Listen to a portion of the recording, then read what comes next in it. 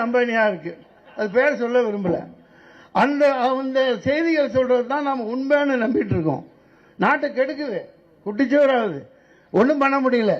செல்வ பெருந்தகை மிகப்பெரிய புரட்சியாளன், பயங்கரமான எதிரி, திரும்பி எந்திரிச்சு அடிக்கக்கூடிய சரியான தலைவன்.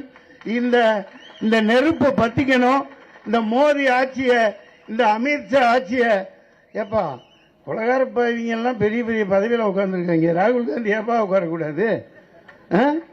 பயங்கரமான கொலகார பாவியா இருந்து தடிப்பார்னு சொன்னவரெல்லாம் அது என்னப்பா உள்துறை அமைச்சர்னு சொல்லி போட்டு எல்லா அழிச்சாட்டியமும் வில்லத்தன சினிமாவில் பண்றதெல்லாம் ஒண்ணுமே இல்லை.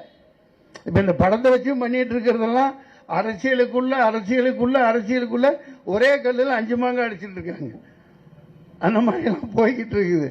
இப்ப கடைசியா இருந்தது இந்த சென்சார் துறை, அதையும் அவன் சோழனா பேர்ல தூக்கி போட்டுக்கிட்டான். ஒண்ணுமே இருக்காது. கடைசி நாயர் கடை பொட்டி கடை வரைக்கும் வந்துருவாங்க. எல்லாத்தையும் அவங்க ஆளா மாத்திட்டு இருப்பாங்க. நீங்க தூங்கிட்டு இருக்காங்க, தூங்கிக்கிட்டு இருக்காதீங்க. நான் விடைபெறுகிறேன். வேறு சில வேலை நிமித்தம் செல்ல வேண்டி இருப்பதால் உங்களை வாழ்த்தி விடைபெறுகிறேன். सूरज जी, अब याद रख लिए, राहुल गांधी को 1-2 साल के अंदर प्राइम मिनिस्टर को देखना है, जरूर देखना है. 29 வரைக்கும் இவனுங்களை விடக்கூடாது. Oh declared KC Venugopal, I think last month in his parliament speechல பயங்கரமா டிக்ளேர் பண்ணார் அந்த மனுஷன். there will be a biggest movement against you very soon. அது இன்று எக்மோர்ல ராஜரத்ன ஸ்டேடியத்திலிருந்து கிளம்புது. இவனுங்களை தோல் உரிக்கணும்.